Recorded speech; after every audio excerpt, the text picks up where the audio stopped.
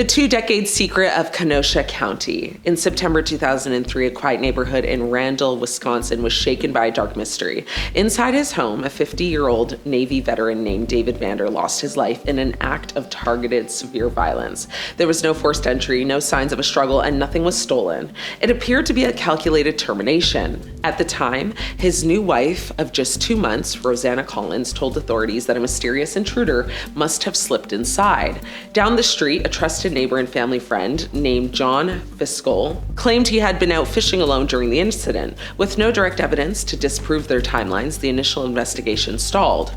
For 22 years, they lived as ordinary neighbors, assuming the files had been permanently shelved. But cold cases do not stay buried forever. Detectives never stopped reviewing the timelines, and decades later, everything unraveled. Investigators re-examined old witness statements and broke the long-standing alibi. A former acquaintance admitted that the neighbor's story about a late-night fishing trip did not match reality, failing to explain why his clothes were heavily bleached and soaking wet that night. Furthermore, records revealed a flurry of hidden phone communications between Collins and the neighbor on the exact day of the event. On May 28, 2005, a coordinated law enforcement operation across state lines brought the 22-year run to an end.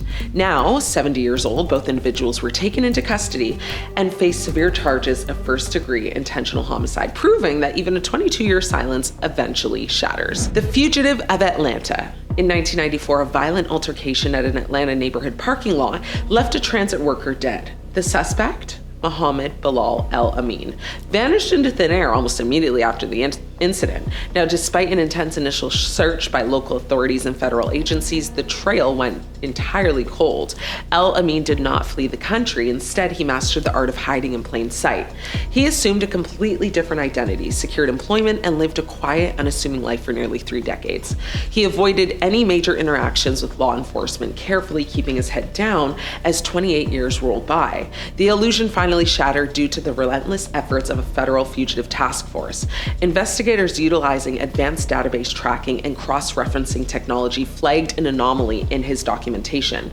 In a quiet suburb, decades after the fateful day in Atlanta, authorities closed in and placed him in handcuffs, proving to the victim's family that justice does not possess an expiration date.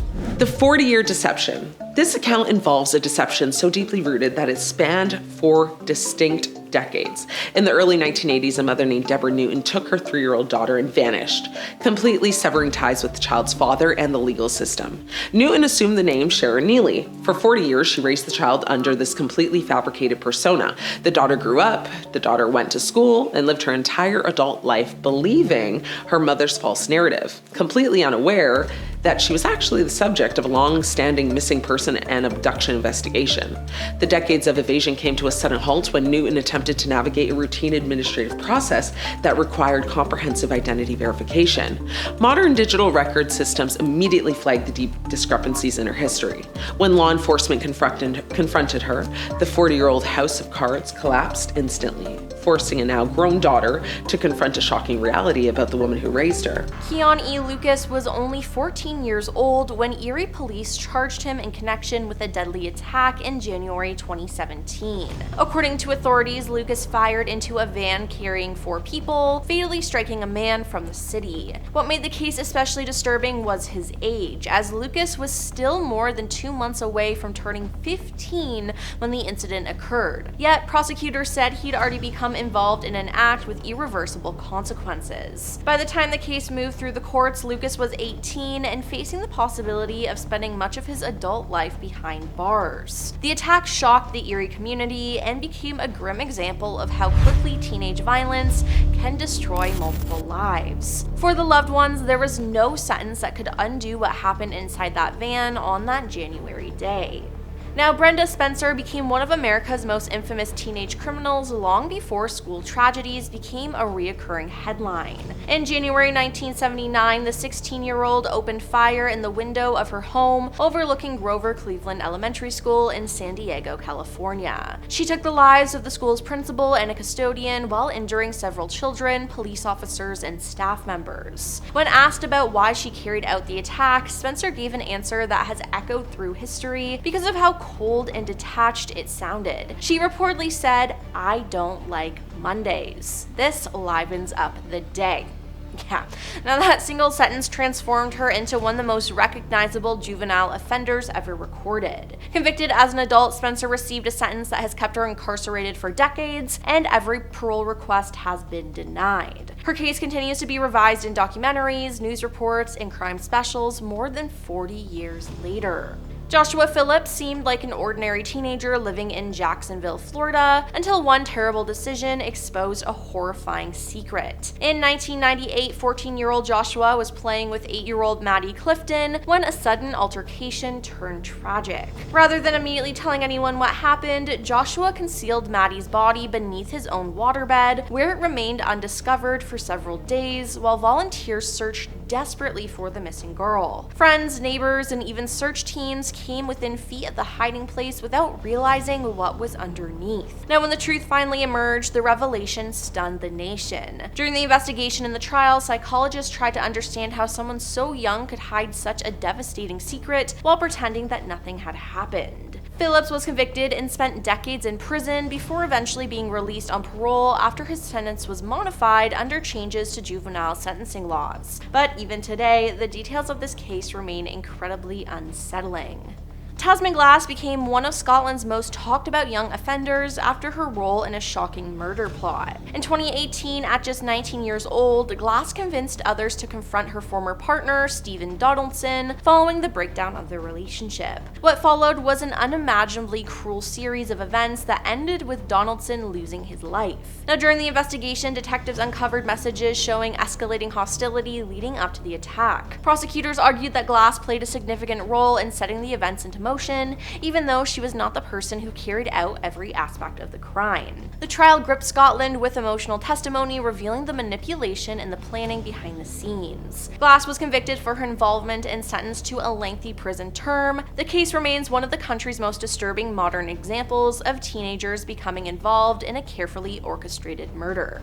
Sharon Carr holds one of the darkest distinctions in British criminal history. At only 12 years old, she became the youngest known female killer in the United Kingdom. In 1992, Carr encountered 18-year-old Katie Ratcliffe in Kimberley, Surrey, and during the meeting, Carr carried out a fatal attack that shocked experienced investigators because of her age. Now, even more disturbing was what happened afterwards. Friends later recalled Carr speaking casually about the crime, while recordings and witness testimony suggested she showed very little remorse. During psychological evaluations, experts struggled to explain the extraordinary level of violence displayed by someone who had barely entered her teen years. Convicted and detained for many years, Carr's case forced Britain to confront uncomfortable questions about juvenile crime, mental health, and whether some young offenders can truly be rehabilitated. Decades later, her name is still remembered as one of the most chilling examples of a child committing an unthinkable act. Thomas Stein, the Midnight Ambush. This case takes us to Cape Coral, Florida, involving a terrifying street-side ambush. So in March 2024, an ordinary evening turned into absolute devastation for a group of young friends walking down a quiet residential road. A vehicle suddenly pulled up. Multiple occupants executed a swift, violent robbery attempt. During the confrontation, an innocent 16-year-old girl named Kayla Rinken Miller sustained fatal injuries. The intense police investigation rapidly led straight to 16-year-old Thomas Stein. Now, authorities discovered that Stein was the individual renting and operating the vehicle utilized in the targeted attack. Charged as an adult with first-degree, felony murder, Stein's case sent shockwaves through the community, highlighting how a young life can be completely derailed by a single malicious choice to participate in violent street crime. Then there's Dylan Shoemaker, the ultimate babysitting betrayal. In Chihuahua County, hopefully I said that right, New York, a 16-year-old boy named Dylan Shoemaker was trusted to care for his girlfriend's 2 young children while she went to work an evening shift. Instead of providing protection, Shoemaker unleashed a terrifying display of unprovoked rage. Annoyed by the crying of a 23-month-old toddler named Austin, Shoemaker launched a prolonged, brutal physical attack against the defenseless little human being. To try and cover his tracks, he later used a plastic bottle to prop up a milk container to make it appear as though the child had simply fallen back asleep. Medical examiners revealed the true extent of the horrific trauma, completely disproving Shoemaker's claims of an accidental fall. He was tried as an adult and handed a sentence of 25 years to life. Next up is Kyle Flack, the early morning. While many recognize Kyle Flack for a devastating multi-victim tragedy that occurred on a rural Kansas farm in 2013, a deep dive into his legal history reveals that his dangerous trajectory began much earlier, during his teenage years. So back in May of 2005, when Flack was just 19 years old, his volatile temper exploded into severe violence. Following a heated personal dispute, Flack produced a concealed weapon and initiated a very sudden, direct assault against an acquaintance named Steve Free. Free survived the terrifying encounter, and Flack was swiftly arrested, convicted of attempted second-degree murder, and sent to a maximum security prison. Unfortunately, his time behind bars did not rehabilitate his severely disturbed impulses, acting as a chilling prologue to the historic tragedy he would commit years later. Now let's talk about Nicholas Lindsay, the fallen officer. In February of 2011, in the city of St. Petersburg, Florida, it was thrown into absolute mourning following a midnight confrontation. An experienced police officer, David Crawford, spotted a suspicious individual lurking near vehicles in a residential neighborhood and stepped out to investigate. The individual was 16-year-old Nicholas Lindsay. Rather than submitting to the lawful command, Lindsay panicked, drew a hidden weapon, and unleashed a barrage of fatal force against the veteran officer before fleeing into the darkness. Lindsay was apprehended within 24 hours after breaking down in tears during a police interrogation. Now, despite his defense arguing for leniency due to his youth, the judge ruled that taking the life of a public servant demanded ultimate accountability, which I agree, sentencing Lindsay to life in prison without the absolute possibility of parole. Then we have Nathaniel Brazil, the last day of school. Our finals case takes us back to May 2000 on what was supposed to be a celebratory last day of school at Lake Worth Middle School in Florida. 13-year-old Nathaniel Brazil had been sent home early for an entirely minor behavior infraction, but instead of cooling down, his internal resentment boiled over. Brazil returned to the campus hours later, carrying a concealed weapon he had taken from his family home. He walked straight to a classroom and demanded to speak with two female students. When his highly respected teacher, Barry Grunno, gently stepped in to the hallway to de-escalate the situation and protect the children, Brazil raised the weapon and took his life in a matter of seconds. The chilling event permanently altered school safety protocols nationwide.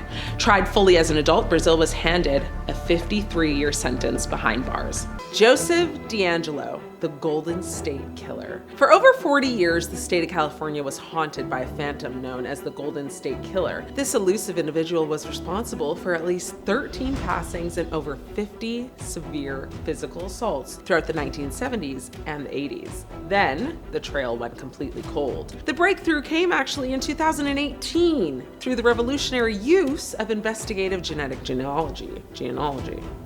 Authorities traced the decades-old biological evidence straight to a quiet suburban home in Citrus Heights. The man they arrested was 72-year-old Joseph DeAngelo, a retired mechanic and former police officer. So, to his neighbors, he was just a grumpy old man who obsessively manicured his lawn. In 2020, to avoid the ultimate penalty, the elderly DeAngelo sat in a wheelchair in a packed courtroom and admitted to his massive string of historic offenses, receiving multiple consecutive life terms. Robert Durst, the billionaire's trial. This case involves an eccentric real estate heir whose elite status and advancing age helped him evade ultimate justice for decades. Robert Durst was the subject of suspicion for over 30 years following the mysterious 1982 disappearance of his wife, Kathy. As the years passed on and Durst entered his late 70s, his dark past finally caught up with him. In 2015, while participating in a true crime documentary series, Durst walked into a bathroom while still wearing an active microphone, muttering a chilling self-confession to himself. God, sounds a little senile to me. This audio blunder allowed authorities to arrest him for the targeted 2000 execution of his longtime confidant, Susan Berman, whom he had eliminated to keep her from talking to police. Frail and facing severe health complications, the 78-year-old billionaire was convicted of first-degree murder in late 2021, passing away in custody just months later. Lois Rice, the losing streak. In 2018, a grandmother from Minnesota shocked the nation when she became the face or focus of a multi-state federal manhunt. 56-year-old Lois Rice, known to her family as a quiet grandmother, possessed a severe hidden gambling addiction that completely destroyed her finances, like it normally does. When her husband, David Rice, confronted her about all these missing funds, Lois initiated a fatal assault inside their home. She didn't stop there. She fled the state, driving all the way to Fort Myers Beach, Florida. Some say she went to the casino. While hiding out, she purposefully befriended a 59-year-old woman named Pamela Hutchinson, simply because Pamela shared a similar physical build. Now, Lois took Pamela's life, stole her identification records, and used her credit cards to go to the casino, but to also continue a high-stakes gambling spree across multiple resorts. It's not funny, but I mean, sorry. The elderly fugitive was eventually apprehended near the Mexican border, receiving consecutive life sentences. Ryland Headley, the longest cold case. This case highlights an unbelievable forensic breakthrough. In June of 1967, a 75-year-old widow named Louisa Doone was found deceased inside her home in Bristol, England. For nearly 60 years, the horrific assault remained one of the biggest mysteries in British history. The case completely collapsed in June of 2025, so recently. Modern forensic technicians re-examined surviving garments from the 1967 crime scene, extracting, a pristine DNA profile. The genetic sequence matched Ryland Headley, a 92-year-old man living quietly in Ipswich. Now, investigators discovered a dark systematic pattern, proving Headley had committed multiple similar home invasion assaults against elderly victims in the late 70s. Now, at 92 years old, Headley was found guilty of the historic offense, making him the oldest individual ever convicted of murder in British history, with the judge ensuring he will spend the rest of his natural life behind bars, however long that may be. Thomas Randolph, the Black Widow husband. We close in Las Vegas, Nevada, with an elderly man whose marital history reads like a calculated business strategy. Now, for decades, Thomas Randolph managed to accumulate vast financial payouts from a highly disturbing pattern. 4 of his 6 wives met sudden tragic ends. Dubbed the Black Widow husband by the media, of course, this 76-year-old Randolph always maintained his innocence, claiming he was simply cursed by bad luck. But the legal system finally pinned him down surrounding the 2008 passing of his 6th wife, Sharon, and hired handyman. How women kept marrying him is beyond me. Prosecutors successfully proved that Randolph had orchestrated a complex setup, hiring the handyman to eliminate his wife for a massive upwards of $300,000 in life insurance before, turning on to the helper to look like a protective spouse. Following a string of complex appeals, the elderly manipulator was reconvicted and handed a permanent life sentence, ending his decades-long run. Michelle Carter, the digital coercion. This infamous case is a historic legal precedent from Massachusetts that proved words alone could be classified as a dangerous force. In July of 2014, an 18-year-old named Conrad Roy was found lifeless inside his vehicle from carbon monoxide exposure. Investigators looking into his phone uncovered a terrifying trail of text messages from his 17-year-old girlfriend, Michelle Carter. Instead of offering support to her vulnerable companion, Carter spent weeks systematically pressuring him to end his own life. When Conrad panicked and stepped out of his vehicle during the event, seemingly regrettingly choosing to not do it, Carter explicitly ordered him to get back inside. Prosecutors argued she drove him to the act entirely to gain social media sympathy as a grieving girlfriend. She was convicted of involuntary manslaughter in a groundbreaking trial. Brenda Lee Spencer, the Monday Meltdown. We traveled back to January 1979 in San Diego, California for a case that deeply altered school safety conversations in America. 16-year-old Brenda Lee Spencer lived directly across the street from Grover Cleveland Elementary School, harboring a growing hostile resentment towards society. On a quiet Monday morning, as children waited outside for the school gates to open, Spencer sat up. Maybe she did, but she sat up and set up an ambush from her bedroom window using a device gifted to her by her own father. She unleashed a wave of unprovoked force towards the playground, taking the lives of the school principal and a dedicated custodian who rushed to shield the children, while injuring 8 students. When a reporter reached her by phone during the ensuing standoff and asked why she did it, Spencer coldly replied, "I don't like Mondays." Yeah, we all don't. But yeah, she was handed a permanent life term, rightfully so. Tony Fratto, the Desert Ambush. In March 2011, the quiet town of West Wendover, Nevada, was shaken by the sudden disappearance of 16-year-old Michaela Costanzo. The puzzle pieces took a shocking turn, though, when 19-year-old Cody Patton was arrested. But the true terror emerged when his 17-year-old girlfriend, Tony Fratto, walked into a lawyer's office with a recording. Fratto confessed that she wasn't just a bystander, she was an active participant in a cold-blooded trap.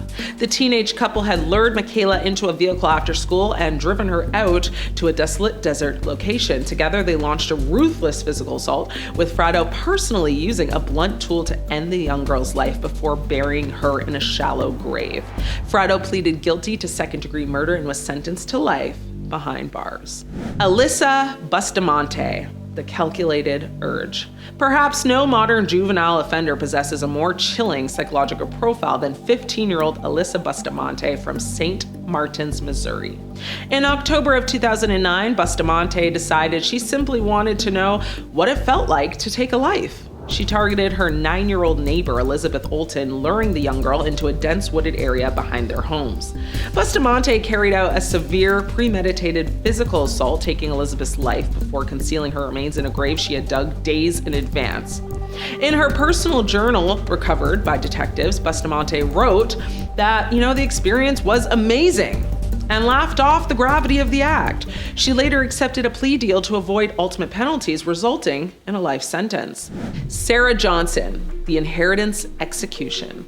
This case takes us to Bellevue, Idaho. Now, in September of 2003, highlighting how extreme greed can completely corrupt a teenage mind, 16-year-old Sarah Johnson was a competitive athlete who grew intensely angry when her parents, Alan and Diane Johnson, restricted her from seeing an older companion and threatened to take away her vehicle. Rather than accepting the parental boundaries, Johnson decided to secure absolute freedom in her family's substantial estate.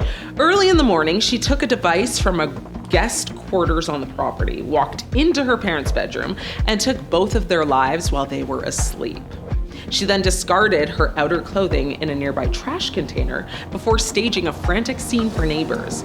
Forensic teams matched her DNA to the discarded gear, and she was handed 2 consecutive life sentences without parole. Thomas Stein and Christopher Horn Jr. Our first case takes us to Florida, where a night of casual entertainment turned into a shocking display of senseless violence. 17-year-old Thomas Stein and his companion Christopher Horn Jr. were operating a silver SUV that had been rented under a parent's name. Instead of enjoying a typical weekend, the 2 teens were actively seeking out a target for a malicious, opportunistic crime. On the evening of March 17, 2024, they spotted 15-year-old Kayla Rinkin Miller walking down a street with 2 friends after a night at the movies. Stein deliberately drove the vehicle toward the group, blinding the young girls with the vehicle's high beams. Horn exited the vehicle, brandishing a severe weapon and demanding their personal belongings. When Kayla hesitated, an immediate fatal act of force was unleashed, ending her promising young life right on the pavement. The absolute lack of remorse shocked the state, resulting in major felony murder convictions that permanently stripped both teenagers of their youth, sending them into the maximum security correctional system for decades. Next up is Gavin Ramsey. In Medina County, Ohio, 98-year-old Margaret Douglas was a beloved, peaceful resident who lived quietly in her suburban home. Her family grew deeply concerned after failing to reach her for several days, prompting a routine welfare check by a close relative. The search concluded with a horrifying discovery. Her quiet home had been breached, and her remains had been stuffed into a hallway closet. Investigators were completely baffled as to who could target a defenseless senior citizen until forensic digital evidence led them straight next door to 17-year-old Gavin Ramsey. While investigating an unrelated matter, detectives uncovered highly disturbing video files on Ramsey's personal cell phone that documented him breaking into the elderly woman's residence, ending her life, and mistreating her remains. Ramsey had operated with a cold, calculated detachment that completely contradicted his young age.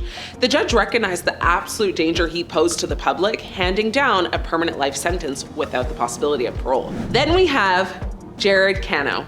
For some young individuals, internal grievances against their peers and institutions warp into massive catastrophic plots. In August of 2011, 17-year-old Jared Cano of Tampa, Florida, was preparing to execute a devastating plan on the first day of the school year at Freedom High School, the very institution from which he had been expelled a year prior. Acting on an immediate tip from a confidential informant, police units raided the apartment where Cano resided. Inside his bedroom, investigators uncovered an absolute chamber of hazards. Cano had meticulously amassed sharpened plastic tubing, timing devices, and precise fuse systems designed to construct powerful pipe bombs. Furthermore, detectives recovered a personal journal detailing a comprehensive step-by-step layout to take the lives of 32 specific people on campus. Thanks to the swift intervention of authorities, his plan was permanently neutralized before he could even step foot on campus, exposing the terrifying reality of what can brew in the mind of a disgruntled adolescent. And finally, we have Cody Legbikoff. Our last case takes us to British Columbia, Canada, and introduces us to one of the youngest and most prolific serial offenders in the nation's history. Cody Legbikoff appeared to be a regular, popular, good old country boy who enjoyed outdoor sports and socialized normally with his peers. But behind that ordinary facade lay an absolute monster. Between 2009 and 2010, starting when he was just 19 years old, he engaged in a terrifying campaign that targeted vulnerable women and a 15-year-old girl in the Prince George area. His dark deeds finally came to light during a routine traffic stop in November 2010. A rookie officer noticed him speeding erratically onto a highway from a remote snow-covered logging road late at night. Now, upon inspecting the truck, officers discovered severe tools covered in biological stains, along with personal items belonging to a missing teenager. A conservation officer tracked the vehicle's tire prints into the fresh snow, ultimately discovering the remains of his final victim. DNA profiling quickly linked him to 3 additional unresolved cases, permanently exposing him as a cold-blooded serial predator. He was handed 4 consecutive life sentences, ensuring his dark legacy remains securely behind concrete walls. This is Richard Allen. Now, he was sentenced to 130 years in prison for the 2017 murders of 2 teenage girls in Delphi, Indiana, a case that haunted the country for years. Now, in February 2017, Abigail Williams and Liberty German were walking near the Monon High Bridge Trail when they encountered a man on the bridge. Liberty German secretly began actually recording this man on her phone, capturing not only his image, but the chilling words where he said, "Guys, down the hill." The girls were found murdered shortly after. Now, for years, investigators worked to identify the man seen in the video, widely known as Bridge Guy. In 2022, police arrested a man named Richard Allen. Now, he was a local Delphi resident who had lived quietly in this small town the entire time, like forever. Prosecutors used witness testimonies and forensic evidence to link him to the actual crime scene. Now, in 2024, Allen was convicted on both murders and sentenced to a whopping 130 years in prison, ensuring, he will spend the rest of his life behind bars, and honestly, rightfully so. Next up, we have Jared Chance, who was sentenced to 100 years in prison for the murder of 25-year-old Ashley Young. Now, this murder case was so disturbing that police had to track down a victim's remains scattered across an entire city. And the murderer turned out to be Jared Chance. Now, in 2018, 25-year-old Ashley Young, she disappeared in Grand Rapids, Michigan, after meeting a man at his apartment. Now, days later, investigators made a horrifying discovery. Her dismembered remains were being found in dumpsters throughout the entire city. Now, surveillance footage actually eventually showed the suspect dumping trash bags containing parts of her body. Yeah.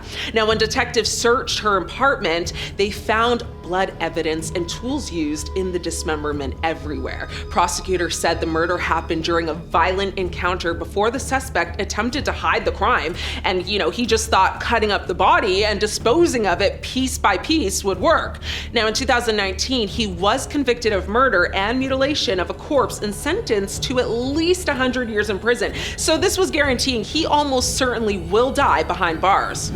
Next up, we have Christopher Watts, who was sentenced to over 200 years in prison. That judge made sure this guy would never see the light of day. Now, the man who annihilated his own family, this is the story of Christopher Watts, a Colorado mother. Now, she reports her 2 young daughters missing, claiming they simply vanished from their home overnight. But investigators soon uncover a horrifying truth that shocked the entire country. In August 2018, 33-year-old Shanann Watts and her daughters Bella and Celeste, they were reported missing from their home in Frederick, Colorado. Now, at first, Shanann's husband, Christopher Watts, he appeared on television pleading for their safe return. But investigators quickly noticed inconsistencies in his story. Surveillance footage from a neighbor's camera showed Watts loading items into his truck in the early morning hours the day his family disappeared. Now, within days, that truth came out. Watts actually confessed to killing his pregnant wife and then murdering his 2 daughters. Just sick. He buried Shanann in a shallow grave at an oil site where he worked, and he placed the bodies of his daughters in these oil tanks. The brutality of the crime stunned the public and became one of the most widely covered murder cases in recent years. You would be having to live under a rock if you don't know this one. Now, in 2018, Watts pleaded guilty to multiple counts of murder, and he was sentenced to not 1, 2, or 3, but 5 life sentences, plus an additional 48 years in prison. So yeah, we're looking at well over 100 years. Corey Richins. This case is a staggering modern deception that unfolded in Kamaz, Utah. In March 2022, a successful businessman named Eric Richins suddenly lost his life inside his family home. His wife, Corey Richins, claimed she had mixed him a celebratory drink before finding him unresponsive hours later. In the months following the tragedy, Corey positioned herself as a grieving widow, even writing a children's book about dealing with loss to help her sons cope with it. But behind her public mask, a dark investigation was closing in. Toxicology reports revealed Eric had succumbed to a massive, lethal overdose of a powerful synthetic sedative. Now, detectives tracked Corey's digital footprints, proving she had secretly purchased the substance from an associate weeks prior, all while facing severe hidden financial disputes with her husband. It's always about the money. She was arrested and charged with aggravated murder, leaving her community paralyzed by the deception. Next up is Betty Broderick. We travel back to the affluent community of La Jolla, California for one of the most publicized marital collapses of the late 1980s. Betty Broderick was a high society mother who had supported her husband Dan through law school until he became an incredibly wealthy medical malpractice attorney. When Dan initiated a highly contentious divorce to marry his much younger assistant, as they usually do, Betty's world completely fractured. Instead of moving on, she turned her life into a campaign of relentless harassment, driving her vehicle into his front door and leaving vulgar messages on his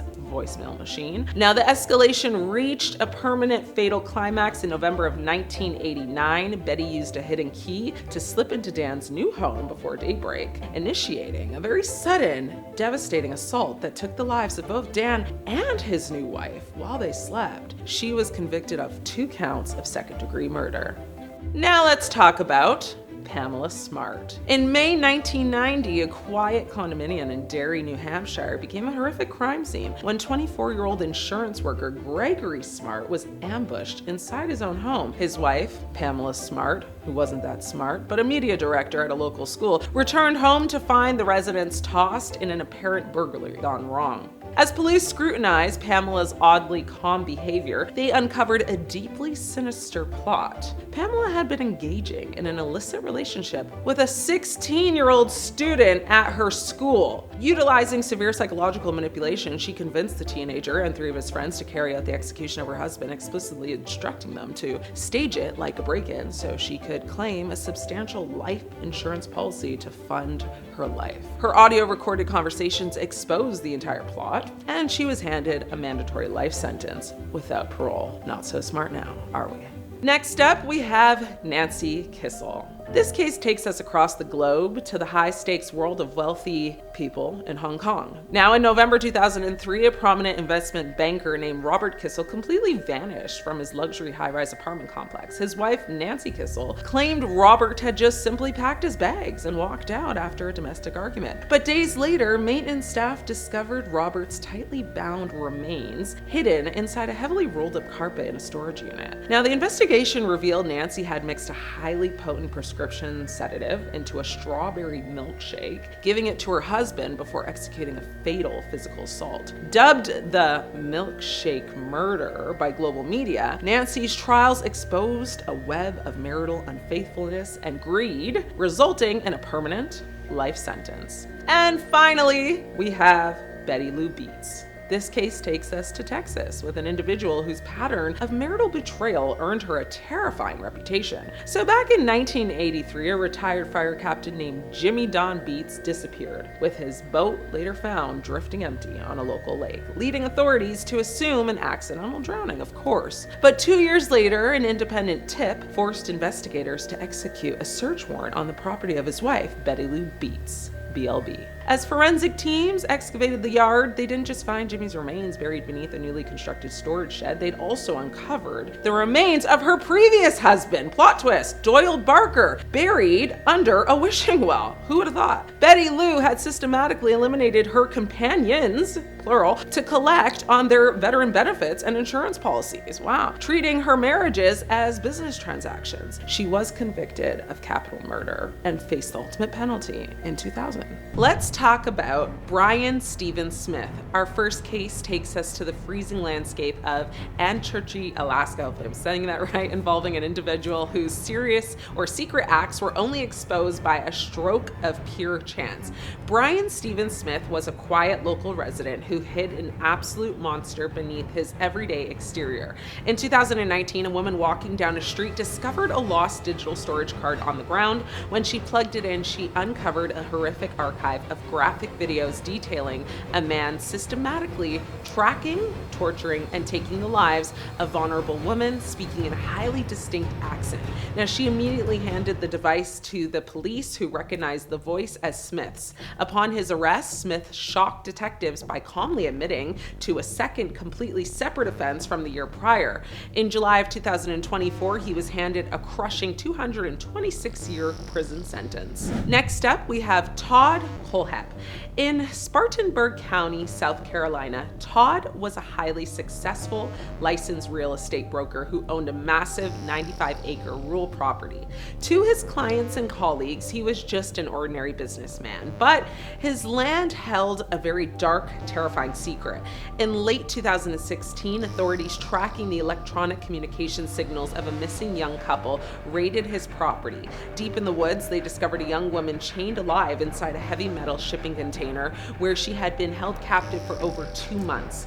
Following her rescue, he confessed to a massive string of offenses spanning over a decade, including a 10-year-old cold case where he randomly eliminated 4 employees at a local motorcycle shop. He was handed 7 consecutive life sentences. Moving on to Israel Keys. Perhaps the most chillingly organized offender on our list is Israel Keys, a military veteran and independent construction contractor from Alaska.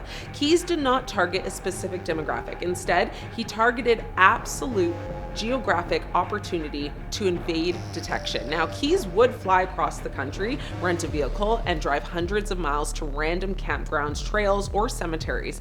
Years in advance, he would bury heavy plastic kill kits containing tools, binding materials, and cache in remote forests, returning much later to dig them up and strike completely at random.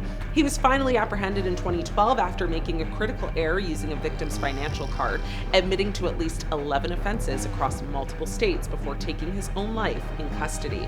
The case of Gary Hilton takes us into the deep, dark woods. National parks are meant to be places of immense natural beauty, but between 2007 and 2008, the dense forests of the American South became a hunting ground for Gary Hilton, known to the media as the National Forest Serial Killer. Hilton was a local drifter who utilized his, intimate knowledge of wilderness survival to basically stalk solitary hikers along remote trails in Georgia, Florida, and as well as North Carolina. He would ambush his victims far from cellular service or witnesses, keeping them captive for days to extort their banking credentials before completely ending their lives in the woods. His reign of terror ended on New Year's Day in 2008 when alert hikers spotted him following a young woman, leading to his swift arrest and sentences of death and permanent life imprisonment. Now let's talk about Hayden Clark. Our final case is deeply unsettling. This individual named Hayden Clark, a classically trained chef and transient gardener who operated throughout Maryland in the late 1980s and early 1990s. Clark possessed a volatile, severely disturbed psychological profile. So back in 1992, he entered the home of a property owner he worked for and took the life of her 23-year-old daughter. To throw off neighbors and buy time to conceal the remains, Clark donned a wig and woman's clothing, casually walking out the front door to make it appear as though the victim had left alive. While in custody, investigators linked the physical prints to the cold case of a 6-year-old child who had vanished a decade earlier. Clark is currently serving a 70-year sentence, boasting to cellmates that his true tally is far higher. Taylor Shaw Business, the attorney attack. There is a reason this crazy woman is wearing a spit mask during trial, and there is a reason she had to be restrained while entering the room. In early 2023, a courtroom in Green Bay, Wisconsin became the scene of a stunning security breach during a competency hearing for Taylor Shaw Business. Shaw Business was standing trial for a deeply disturbing, highly volatile offense involving the dismantling of a companion's remains. During the middle of the legal discussion, as her defense attorney requested a delay to gather more psychological evaluations, her internal frustration completely boiled over. In a split second, she launched a sudden physical assault, lunging directly at her own attorney and striking him before a nearby sheriff's deputy could intervene. It actually took multiple security officers to tackle her to the floor and restore order. The dramatic event forced the court to implement maximum security protocols for the remainder of her trial, which she was ultimately found guilty and sentenced to life without parole. Ricky Hand, the toxic retaliation. We moved to a highly unusual and deeply repulsive act of defiance inside an Ohio courtroom involving a repeat offender named Ricky Hand. Hand was facing a lengthy prison sentence for a string of armed robberies, and as the judge began reading his decades-long punishment, Hand decided to execute a pre-planned act of absolute disrespect. Having concealed small vials of bodily fluids on his person before entering the courtroom, Hand suddenly produced the containers and began throwing the contents directly at his own defense team and the surrounding court officers. The room erupted into total chaos as bailiffs rushed to tackle him while trying to avoid the toxic hazard. Hand's desperate attempt to disrupt his sentencing only resulted in a string of additional felony charges, proving that some individuals will cross any boundary to lash out at the system.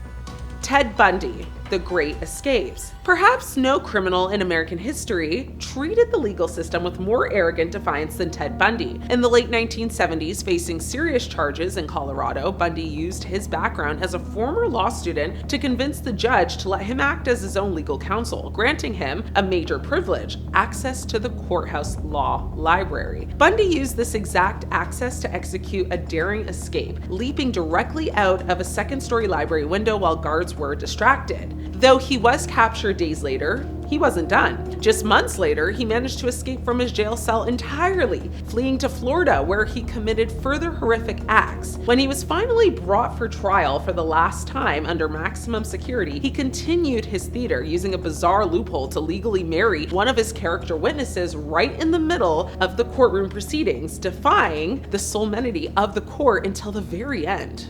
Brian Nichols, the absolute breach. In March 2005, Atlanta, Georgia became the epicenter of a national tragedy when a custody dispute trial turned into one of the worst courthouse breaches in modern history. Brian Nichols was being escorted to his trial when he decided to launch a very desperate coordinated escape attempt. Nichols completely overpowered the lone deputy escorting him, seizing tactical gear and using force to clear his way through the building. Now, in a matter of just minutes, Nichols targeted and took the lives of the preceding judge, a court reporter, and an additional deputy inside the facility before fleeing into the city streets. The entire metropolitan area was placed under an immediate terrifying lockdown until tactical units finally pinned him down at an apartment complex. His actions permanently altered courthouse security logistics across the entire United States. Joseph McAlpine, the defiant finale. This case takes us to Cleveland, Ohio for the 2019 trial of Joseph McAlpine, an individual facing maximum penalties for a devastating double homicide during a local robbery. McAlpine chose to represent himself during the trial, turning his cross-examinations into an exercise in pure intimidation. Throughout the proceedings, McAlpine maintained an attitude of complete chilling detachment, actively mocking the logic of the prosecution. But his true defiance happened during the final sentencing sentencing phase. When given the opportunity to address the court and show remorse to the grieving families in the gallery, McAlpine instead looked directly at the judge and stated he had absolutely zero regrets, launching into a very bitter, hostile rant against the justice system. The judge cut his audio feed and sentenced him to the ultimate penalty, putting an end to his dark courtroom theater. The year was 1953 in Philadelphia. Joseph Ligon was just a 15-year-old boy. He was a quiet teenager, a kid from a rural background who had recently moved to the big city and struggled to fit in. Unable to read or write at the time, one Friday evening, Joseph met up with a group of local teenagers. The night quickly spiraled out of control as the group, fueled by alcohol, embarked on a chaotic spree through the neighborhood. Fights broke out, and a series of random attacks took place on the streets. Tragically, 2 individuals lost their lives that night, and several others were severely injured by sharp instruments. Joseph was arrested alongside the other boys. Now, during the proceedings, he admitted to taking part in the assaults and striking at least one person who survived, but he steadfastly maintained that he never took anyone's life. Nevertheless, under the law at the time, the entire group was held collectively responsible. At just 15 years old, Joseph was convicted of first-degree murder and handed a life sentence with zero chance of parole. As the decades began to roll by, the world outside changed rapidly. The civil rights movement transformed the nation, humans landed on the moon, cars changed shapes, and the internet was invented. But for Joseph, time stood entirely still. He woke up in the same cell, walked the same yard, and followed the same rigid prison routine year after year after year, decade after decade. He became a model resident within the correctional system. He worked quietly, avoided the internal politics and violence of the institution, and spent much of his time training as a boxer. He watched generations of younger individuals enter the facility, serve their time, and leave, while he remained a permanent fixture of the institution. He outlived his parents, his siblings, and almost everyone he had ever known on the outside. By the time the 21st century arrived, Joseph had been incarcerated for over 50 years. He was considered America's longest serving juvenile lifer. It seemed a certainty that his story would end inside the institution. Then, the legal landscape began to shift. The highest court in the land issued a landmark ruling stating that mandatory life sentences without parole for juveniles were unconstitutional, recognizing that a child's brain is still developing and capable of profound change. Because of this ruling, the state reevaluated Joseph's case. They offered him a compromise. He could be released immediately, but he would have to accept lifetime parole, meaning the state would monitor him for the rest of his days. Most people in his position would have signed the paperwork instantly just to taste freedom, but Joseph did something completely unexpected.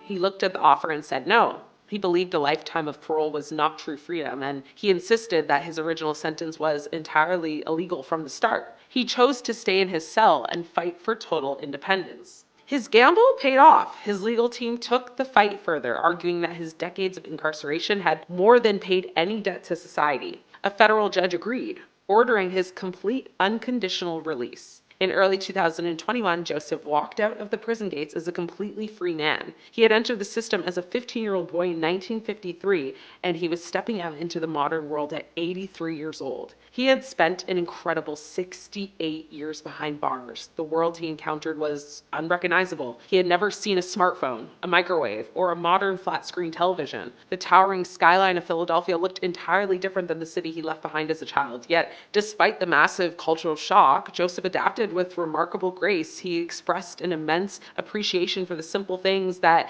most people take for granted, like watching the sunrise without looking through steel bars, walking down a public sidewalk, or just sitting quietly in a room with an open door. Joseph's journey stands as an unbelievable testament to human endurance, proof that sometimes the human spirit can completely outlast the most immovable boundaries. A 17-year-old boy was stabbed through the heart at a high school track meet in front of hundreds of people. The kid who did it jogged away and told the coach, "He put his hands on me, I stabbed him."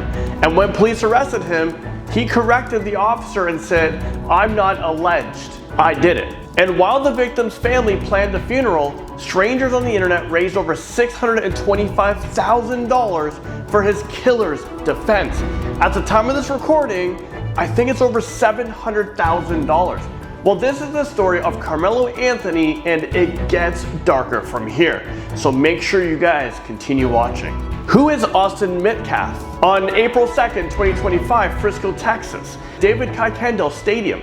Dozens of high schools has descended on the stadium for a district-wide track and field championship. Well, the kind of afternoon that it was supposed to be was competitive and kids just being kids.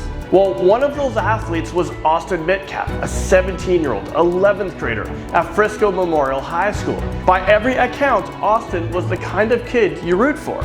An MVP linebacker on a football team, a track competitor, a twin. His brother Hunter was right there with him that day, like he always was. The two of them did everything together. Neither of them could have known by the end of that afternoon that one of their lives will be destroyed forever. The rain, the tent, the moment everything changed.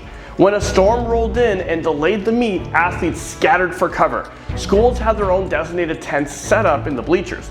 It was absolutely chaotic, wet, and loud. And it was in the chaos that Carmelo Anthony, a student from rival Frisco Centennial High School, walked into the Memorial High School's tent. Centennial didn't have a tent that day. Anthony needed somewhere to get out of the rain. But the Memorial tent wasn't his to walk into. Witnesses say that he was asked to leave, not once, not twice, but approximately 15 times. He didn't move. Hunter Metcalf told him to go. Then his brother Austin stepped in. The two of them, both of them around 6'1", 213 pounds, confronted Anthony, who stood 5'8" and weighed about 130 pounds. What should have ended with someone walking away instead escalated into a 4 to 6 minute argument that witnesses could see was heading somewhere bad. Touch me and see what happens. At some point during that argument, Anthony reaches his hand slowly into his backpack. Witnesses heard him say, "Touch me and see what happens," or "Touch me and find out." Austin Metcalf pushed him, one shove. By some witnesses, it was described as a two-handed lineman move. By others, a small one-handed push. Either way, it was a shove, not a punch, not a weapon, a push. In response, Carmelo Anthony reached into his backpack, pulled out a pocket knife, and drove it right into Austin Metcalf's chest. Once. That's all it took. The blade perforated Austin's right ventricle, his heart. Austin stumbled down the bleachers with his hand over his chest. A football coach rushed to him and pressed on the wound. Memorial's athletic trainer dropped to her knees and performed CPR until paramedics arrived. Head track coach Robert Starr stood over him watching and would later testify through tears, "Everybody was praying. I just knew Austin was gone." He was rushed to a nearby hospital. He was pronounced dead shortly after arrival. 17 years old.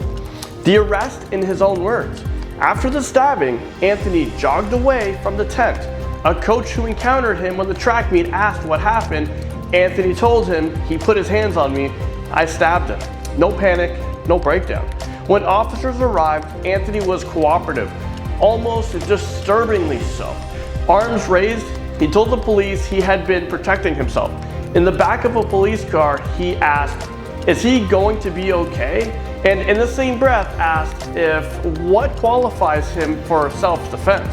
Then came the moment that would define this entire case. When an officer referred to Anthony as the alleged suspect, Anthony stopped him, looked at him and said, "I'm not alleged. I did it." Unprompted, uncoached, recorded. The circus, $625,000 and a nation divided. What happened next was almost as disturbing as the stabbing itself, and why it's so talked about. While the Metcalf family was planning their son's funeral, while Hunter was figuring out how to exist in the world without his twin, the internet turned Carmelo Anthony into a cause. A fundraiser for his legal defense went absolutely viral, raising over $625,000. And like I said at the time of this recording, it could be much higher. I think I was seeing figures in the 700,000. Social media turned the case into a full-blown culture war. Anthony is black, Austin Metcalf is white. None of the 12 jurors eventually selected were black. Every detail became ammunition from one side to another. This was like a race war. Anthony was released on bond, later reduced, and he walked free while the case would go through the courts. His family was given platforms. Commentators debated self-defense, race, privilege? And through it all, Hunter Metcalf had to keep waking up every morning without his brother. The trial itself was so charged that the judge issued a gag order and banned all electronics from the courtroom. This is for everybody's safety. The courthouse drew crowds, security was brought in. In just 1 week, from jury selections to verdict, it was over. The trial, over 4 days of testimony, jurors heard from students who were in that tent. Some described the push as aggressive, others said it was minor. Surveillance footage was actually played in court. It captured the whole thing, but it didn't capture the actual stabbing, just what led up to it. Witnesses were asked to physically demonstrate what they saw. The defense argued Anthony was overwhelmed and then he attacked out of fear and chaos and tried to invoke sudden passion to reduce the sentence range. The prosecution wasn't buying it. Lead prosecutor Bill Wersky told the juror directly, "You don't get to meet a shove with a stab, especially if you provoke a shove." Anthony did not take the stand in his own defense. His mother did, in the punishment phase, begging jurors to show mercy because her son was sorry for what he did. The mother didn't want him to serve any sentence time or for it to be severely reduced. The jury deliberated for 3 hours before coming back with the verdict: guilty. Carmelo Anthony, now 19 years old, was convicted of first-degree murder in the death of Austin Metcalf. The same jury then deliberated on his sentence. The murder charge carried 5 years to life. They gave him 35 years. He'll be in his mid-50s before he's eligible for parole. When the verdict was read, Hunter Metcalf, who had been barred from the courtroom during the entire trial because he was the witness, finally got to be there. He leaned forward in his seat as the words landed. Anthony broke down into tears. His parents walked out of the courtroom. Austin's father, Jeff Metcalf, stood up during his victim impact statement, slammed his fist on the table and said, "People think grief is sadness. It is not. It is rage. Pure, unfiltered rage." Austin's mother, Megan, looked directly at Anthony and said, "We will never know what our future could have been. For journalists, activists, this is a story. For our family, this is our reality." A rainy afternoon, a tent, a shove, and a knife that ended everything. Whatever you want to believe about this case, whatever side of the debate you fall on, a 17-year-old kid went to a track meet and never came home. His twin brother had to watch him die. His father's grief turned to rage, and his mother has to carry out the weight of knowing her son's last moments were on those bleachers, hands pressed on his chest, asking strangers for help. This is the story of Sarah Jo Pender. To understand this dramatic label, we have to look back to October 2000 in Indianapolis, Indiana. Sarah Jo Pender was a promising young woman sharing a suburban home with her boyfriend, Richard Hall, and 2 roommates, Andrew Cataldi and Trisha Nordman. On the surface, they were just ordinary young people navigating early adulthood. But beneath the facade, a toxic financial dispute regarding restricted substances was quietly bubbling over. On the night of October 24th, the tension reached a permanent breaking point. While Pender was away at a local grocery store, a physical confrontation inside the home ended the lives of both Cataldi and Nordman. When Pender returned, rather than calling the authorities, she allegedly took absolute control of the situation. Working together, Pender and her boyfriend wrapped the casualties, loaded them into the back of a commercial vehicle, and moved them to a remote urban waste receptacle where they were completely abandoned. A local passerby discovered the scene the very next morning, and the digital trail led detectives straight back to the shared home. During this subsequent high-stakes trial, a massive legal battle erupted over who truly orchestrated the dark events of that evening. While her boyfriend confessed to physically ending their roommates' lives, prosecutors argued that Pender was the ultimate mastermind, the tactical director who manipulated him into executing the plot. The state produced a deeply compromised letter Pender had written while in custody, where she explicitly took credit for planning the actions. In 2002, the jury found her completely responsible, and the magistrate handed down a massive 110-year sentence at the maximum security Rockville Correctional Facility. But for Pender, a high-security lockup was not a permanent barrier. It was simply a brand new stage to test her psychological skills. Over the next 6 years, Pender meticulously analyzed the facility's security flaws and built strategic personal relationships. Utilizing her intense charm, she completely compromised 2 separate staff members, a veteran female correctional officer named Guard Jackie Groff and an integrated facility contractor named Scott Spittler. On August 4th, 2008, Pender put her high-stakes plan into motion. Spittler intentionally drove a facility transport vehicle into a restricted loading area. Pender slipped out of her housing unit, bypassed the primary security checkpoints, and concealed herself inside a small storage compartment within the vehicle. Spittler drove her right past the outer gates, where a close friend was waiting in a getaway car to spirit her away. The escape sent absolute shockwaves through the justice system.